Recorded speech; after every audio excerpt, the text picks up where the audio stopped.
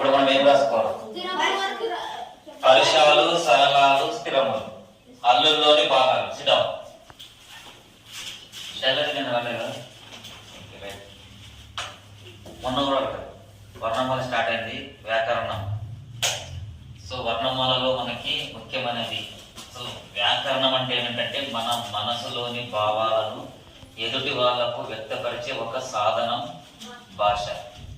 మరి ఆ భాషలో ఉన్నటువంటి రాసేటప్పటికన్నా మాట్లాడేటప్పటికన్నా రాసేటప్పుడు అనేది భాషల దోషాలను సంస్కరించి చెప్పేదే వ్యాకరణం. భాషలో దోషాలు ఉంటాయి. మాట్లాడేటప్పుడు మౌఖికంగా ఏవేవో మాట్లాడతాం, కానీ అది కాదు. రాసేటప్పుడు కొన్ని దోషాలు ఉంటాయి. ఆ దోషాలను సంస్కరిస్తుంది ఏది? వ్యాకరణం. ఏది కరెక్ట్ ఏది తప్పని సంస్కరించేది వ్యాకరణం. సో దాంట్లో మొట్టమొదటిసారిగా మనము వర్ణమాల నుంచి మన గ్రామర్ స్టార్ట్ అవుతుంది. అంటే అక్షరాలు. వర్ణాలు అంటే అక్షరాలు. వర్ణం అంటే రంగు కూడా వస్తుంది, అక్షరం కూడా వస్తుంది. నానార్థమే. ఒక పదమునకు వేరు వేరు అర్థాలు వస్తే దాన్ని నానార్థం అంటాం. ఆ విధంగా వర్ణము అంటే ఇక్కడ రంగు వస్తుంది, అక్షరాలు కూడా వస్తాయి. వర్ణమాల అక్షరాలు. సో అక్షరాల నుంచే మనకి భాష మొదలవుతుంది.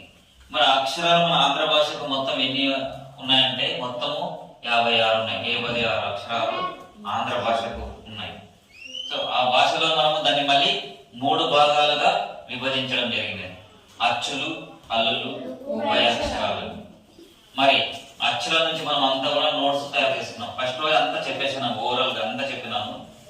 నిన్నటి నుంచి నోట్స్ స్టార్ట్ చేసినాము.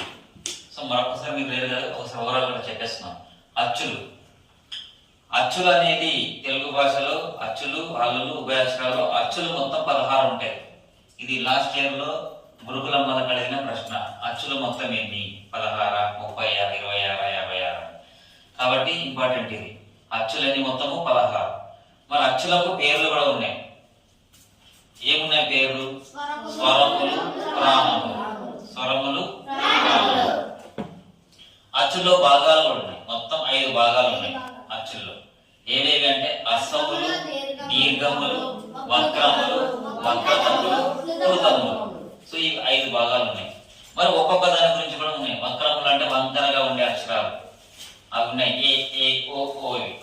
మరి దాంట్లో అశ్వవక్రం వేరికి, దీర్ఘవక్రం వేరికి. ఏ, ఓ అనేది అశ్వవక్రం, ఏ, ఓ అనేది దీర్ఘవక్రం. అసలు అశ్వం అంటే ఏమంటే దీర్ఘము లేకుండా ఉండే అక్షరాలను అశ్వ అక్షరాలు అంటారు.